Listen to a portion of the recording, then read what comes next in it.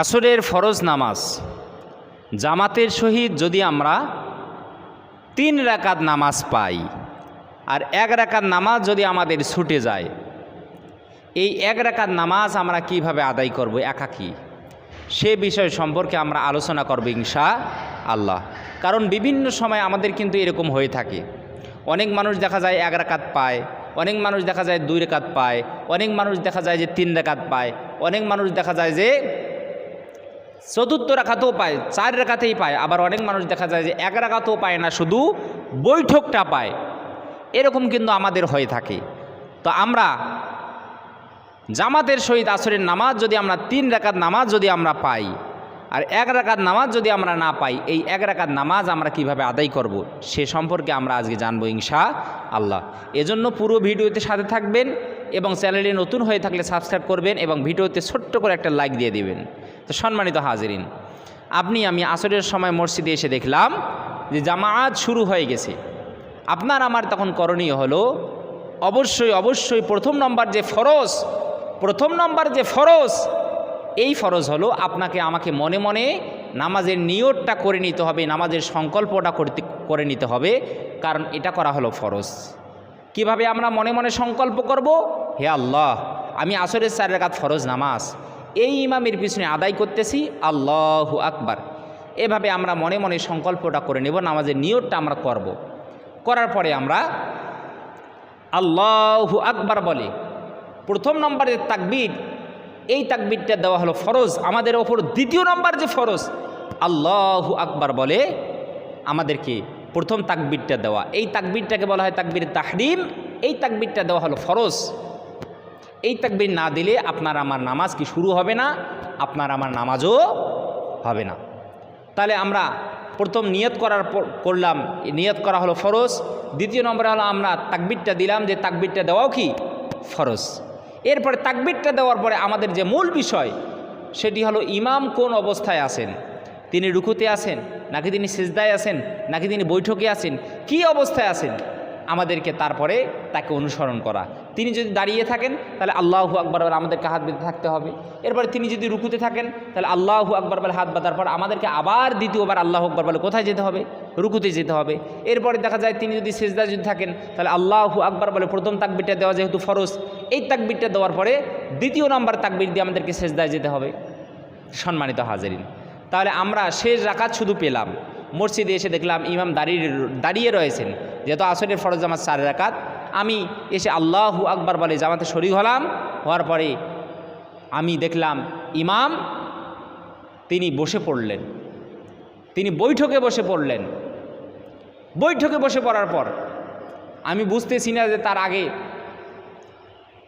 আগে তিনি 2 রাকাত নামাজ 1 রাকাত নামাজ পড়েছে নাকি 3 রাকাত নামাজ পড়েছে। আমি তো শুধু 1 রাকাত নামাজ পেলাম। আপনি যে 1 রাকাত নামাজ পেয়েছেন এটা হয়তো বা আপনি দ্বিতীয় রাকাতটা পেয়েছেন, অথবা কি আপনি 4র্থ রাকাতটা আপনি পেয়েছেন, যেহেতু তিনি বৈঠকে করেছেন আপনি 1 রাকাত পাওয়ার পরে। এরপরে আপনি যে বৈঠকটা পেলেন ইমামের সহিত, আপনি শুধু তাশাহুদ পড়ে বসে থাকবেন। কি পড়ে বসে থাকবেন? তাশাহুদ কোনটা আমি আপনাদেরকে একবার পড়ে শোনাই। আত-তাহিয়াতু লিল্লাহি ওয়াস-সালাওয়াতু ওয়াত-তাইয়্যিবাত, আসসালামু আলাইকা আইয়ুহান নাবিয়্যু ওয়া রাহমাতুল্লাহি ওয়া বারাকাতুহু, আসসালামু আলাইনা ওয়া আলা ইবাদিল্লাহিস সলিহিন, আশহাদু আল্লা ইলাহা ইল্লাল্লাহু ওয়া আশহাদু আন্না মুহাম্মাদান আবদুহু ওয়া রাসূলুহু। নামাজের মধ্যে এই তাশাহুদ পড়া হলো ওয়াজিব। এই ওয়াজিবটা যদি আমি যদি আদায় না করি, আপনার আমার ওপর সাহু সিজদা ওয়াজিব, আর সাহু সিজদা না দিলে আল্লাহর গোলাম আপনার আমার নামাজ কখনো কবুল হবে না। এজন্য আমাদের যাদের এই তাশাহুদটা মুখস্থ নেই, আমরা তাশাহুদটা মুখস্থ করে নেব অতি সত্বর অতি দ্রুত ইনশাআল্লাহ। তাহলে ইমাম তিনি বসে আছেন, বৈঠক করলেন, আমিও বৈঠক করলাম। আমি যেহেতু আপনার প্রথম রাকাত পাইনি, কিন্তু শেষ 3 রাকাত নামাজ আমি পেয়েছি, তাহলে আপনার আমার করণীয় হলো বৈঠকে বসে আমাকে শুধু তাশাহুদ পড়তে হবে। কি পড়তে হবে? তাশাহুদ পড়ার পর আমরা বৈঠকে বসে থাকব।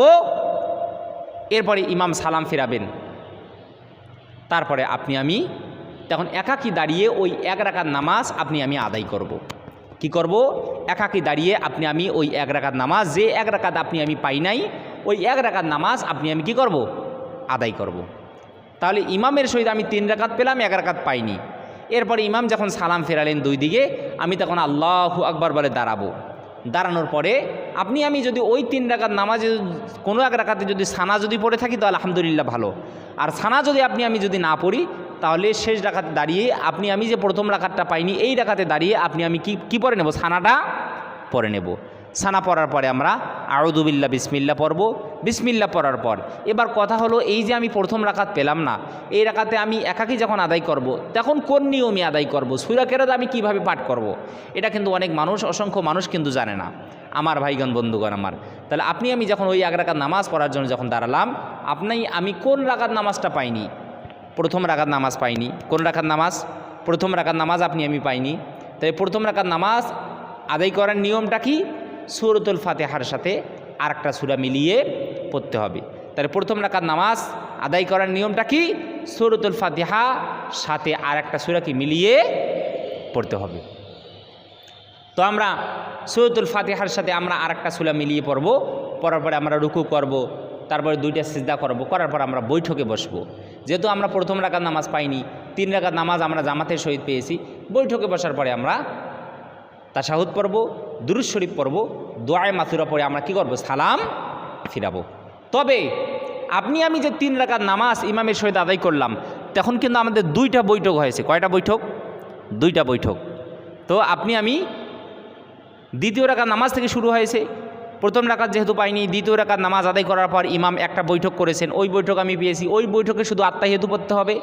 এবং ইমাম 4 রাকাত নামাজ শেষ করার পর, আমার হচ্ছে 3 রাকাত, তার হচ্ছে 4 রাকাত, তিনি 4 রাকাত নামাজ শেষ করার পর আর শেষ বৈঠক করেছেন, তিনি সালাম ফিরিয়েছেন। ওই বৈঠকেও আমাদেরকে কি করতে হবে? শুধু তাশাহুদ পড়তে হবে, দুরূদ শরীফ দোয়ায়ে মাসুরা পড়া যাবে না। আর আপনি আমি যখন একাকী ওই 1 রাকাত নামাজ আদায় করব, করার পর আপনি আমি যখন বৈঠক করব, ওই বৈঠকে আপনাকে আমাকে তাশাহুদ, দুরূদ শরীফ দোয়ায়ে মাসুরা পড়ে সালাম ফিরাতে হবে, কারণ আমার 4 রাকাত নামাজ আমি সম্পূর্ণ করলাম। এভাবে আপনি আমি আসরের 1 রাকাত নামাজ যদি আপনি আমি যদি জামাতে যদি না পাই, এভাবে আমরা সুন্দর করে আদায় করে নেব ইনশাআল্লাহ। আল্লাহ পাক রব্বুল আলামিন আমাদেরকে কথাগুলো বুঝার তৌফিক যেন দান করে, বলি আমিন।